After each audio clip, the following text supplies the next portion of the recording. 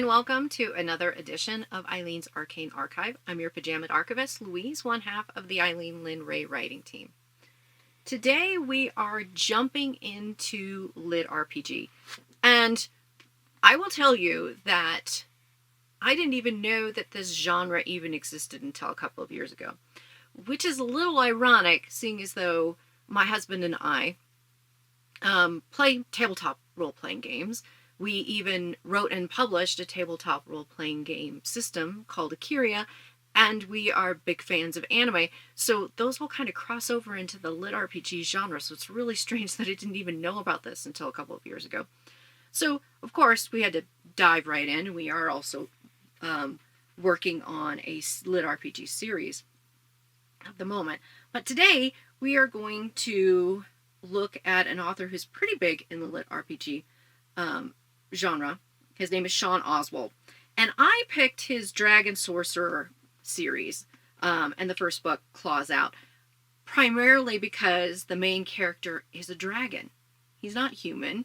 He turns himself into a human, so to speak. But I like that premise of the main character being something other than human. So let's read the back here. Is it snark if you're a dragon? Nico, a young dragon of barely 50, is rudely chased from his home by a group of murderous adventurers. Of his entire clutch, only he and one sister remained, but now he is alone. Isolated and hungry, Nico's magic awakens, bonding him with Cammy, a brave young woman. To hide from the adventurous pursuit, Nico takes on human form. However, once they discover that both he and Cammy have magical abilities, they are required by law to attend the Imperial Academy. Of course, he has to hide his true nature, which isn't always easy given a dragon-sized ego. I really enjoyed this read. The arrogance of the main character in here may be off-putting to some people, but I found it actually quite good for the character and how it was written. Excuse me, I'm going to have a sip of my tea here. So, and I'm going to do something that I don't typically do. I'm going to skip the prologue in this one, and here's why. Because the prologue talks about the adventurers that attack his clutch. And while it is information you may need for the rest of the story, it gives you some insight into those characters that you will see again in the story, it doesn't really give you the voice and the tone that the entire rest of the book is set in. So I want you guys to get a good taste of how Shawn Oswald writes. So we are going to start with chapter 1 and skip the prologue, if everyone is okay with that. So find yourself your comfy spot and your beverage of choice, and sit back and let me tell you a story by Shawn Oswald. Claws Out, chapter 1, Escape. Gone was the warm climate of the desert and the cool cave where I had hatched with the rest of my clutch. I could no longer smell the pleasant scent of ozone, which had been the first thing I remembered. It was a memory that, even now, I associated with my mother. I and my fellow hatchlings could spit lightning almost from the moment we were born, long before our scales changed from their initial dirty gray. That was back when we were mewling little worms, little more than creatures of instinct. We ate what Mother provided as we grew in both body and mind. Not that it happened overnight. I had slept a lot. It was the way of the worm. We are too strong for this world, so periods of growth were often defined by our extended naps which lasted weeks or sometimes even up to a year. My mind never pondered if this was the way it was with other beings. It was the dragon way, and that meant it was the correct one. During those periods of hibernation, my body developed. I shed my scales, replacing the ugly gray with a brilliant blue. My color was still a dragonling's azure blue, though I knew in later years it would deepen. How I knew that was the crux of what made dragons the kings of the world. It wasn't our nearly impenetrable armor, talons like swords, or breath that could obliterate our enemies that set us at the apex of the food chain. No, it was the magic which boiled throughout our blood which made dragons what they were. Lesser beings might use magic, but we dragons were magic. That heritage came from the dragon dream. It awakened within my mind as I grew longer and stronger. It would be hard to explain what that means to beings with such fleeting lives as you humans have. But suffice it to say, that is what all dragons of a given lineage share. The dragon dream is our birthright. It is a heritage of knowledge and innate abilities and an absolute assurance of our place in the world. As a dragon, I was born with all the knowledge of my ancestors. I possessed their memories and held the potential to perform any of their magic. My body needed only to grow strong enough to hold all the necessary mana, while my mind expanded to absorb more of the dragon dream. Most of the time, it was like a vague awareness in the back of my head. I simply knew things. And one of the things that I knew was that in the future, I would know more. Now, I was only one of two left in my clutch. Siblings who I'd played with, cuddled with, and fought with were gone. Some by my claw or fang, though I took no joy in it. But life is hard for a young dragon. Dragons cultivate an image of indestructibility. It is, of course, true that we are the greatest of all mortal races, but the dirty little secret remains that we can be killed. Oh, sure, the eldest of my kind are feared, not just by lonely princesses, mischievous donkeys, or small villages, but entire nations. Yet life never starts out that way. We may become the greatest of apex predators, but we have to claw and scorch our way to the top. If a dragon someday sits upon a massive pile of shiny golden coins, it is because they earned that right. When Mother was with us, we were safe, but she still had to go and hunt for us. Then we were subject to burrow worms, phoenixes, and other cowardly predators that like to raid a dragon's nest. After a few years, though, we grew strong enough that most predators preferred seeking easier prey.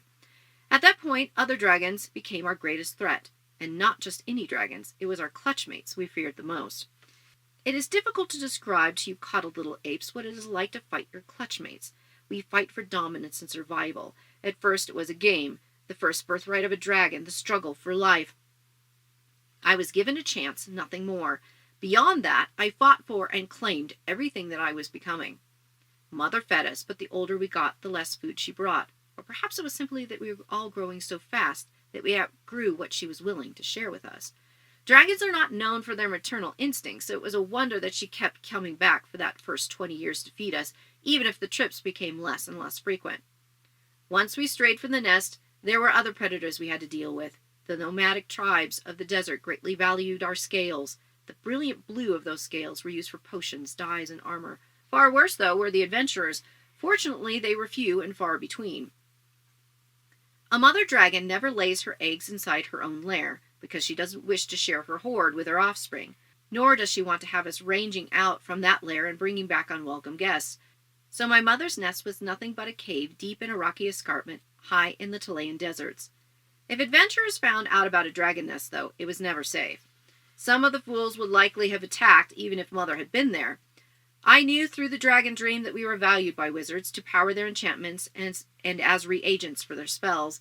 Some had even sought to tame a dragon. I scoffed whenever I thought of that, but my ancestors' recollections contained memories of seeing men or women riding upon the backs of dragons.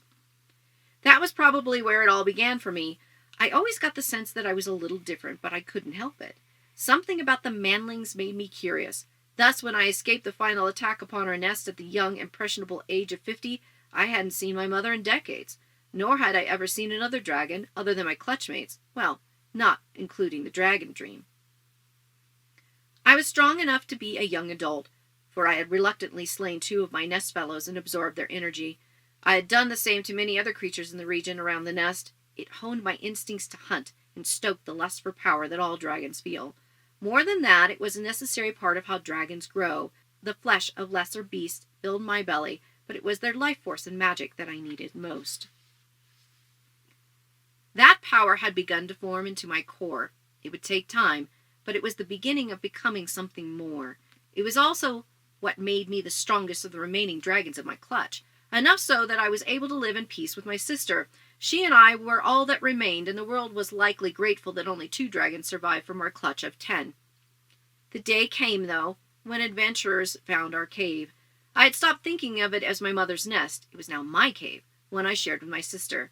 This was a hard day to remember, because it made me feel small. The adventures were simply too strong. That feeling would fuel my growth in the future. It wasn't that I didn't believe I could have killed any of them, if they had been alone, but rather the way they worked together. When I battered the one wearing the shining armor like a turtle, his wounds disappeared as their priest healed him. Divine magic is foreign to my kind, but I could feel the touch of the gods on that one.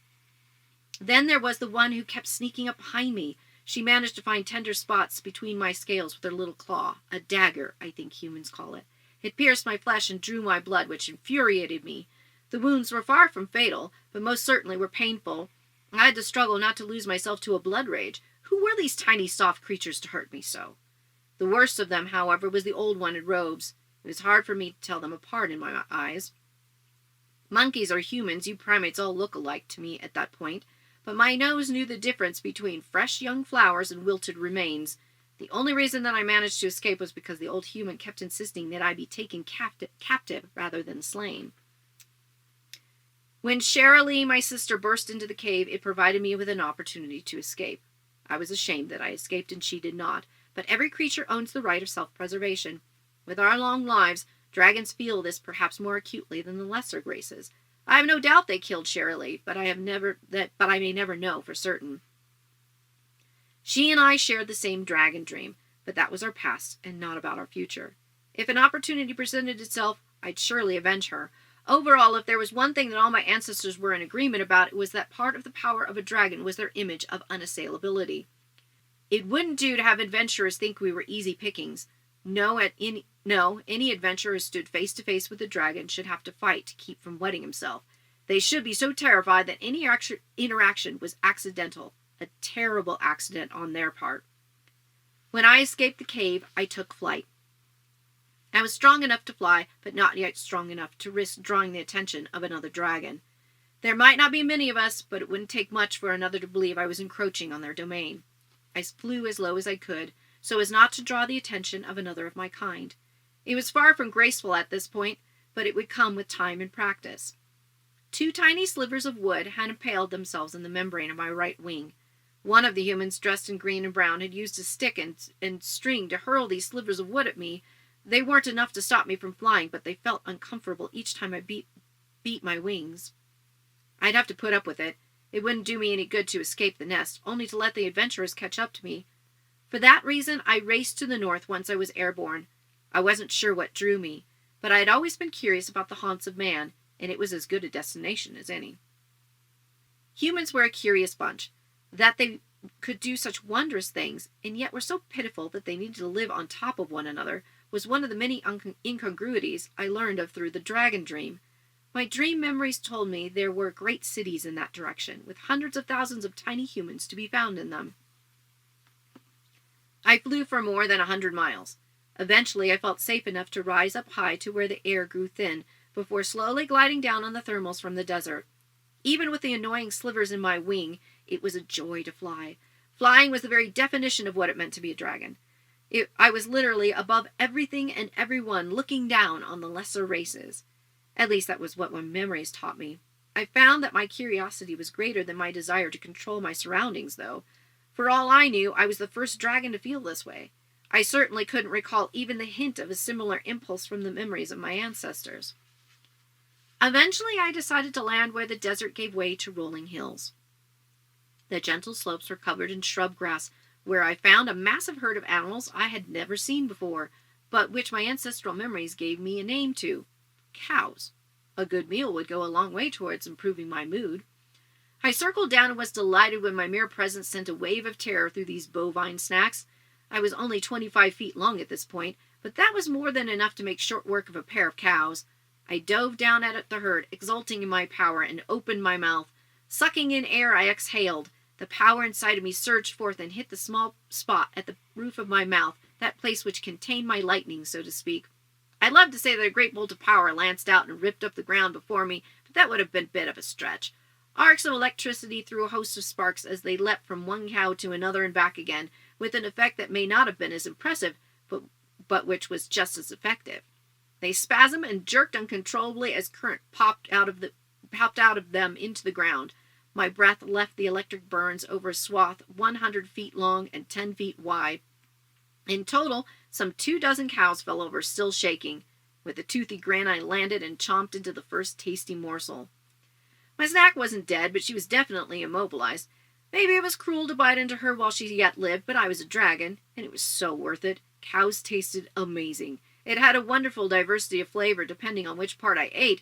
I looked up while chewing, my mouth full of my still warm snack, and saw the bulging eyes of the nearest cows as they thrashed about. They clearly wanted to get up and run, but their survival instinct had yet to overcome the paralysis induced by my breath weapon. Well, that and dragon fear tended to make the minds of lesser beings so fuzzy that they were unable to act decisively. This enabled me to leisurely eat my fill. After 3 cows, I didn't think I could take another bite. Looking up, I saw a small patch of mint in the field.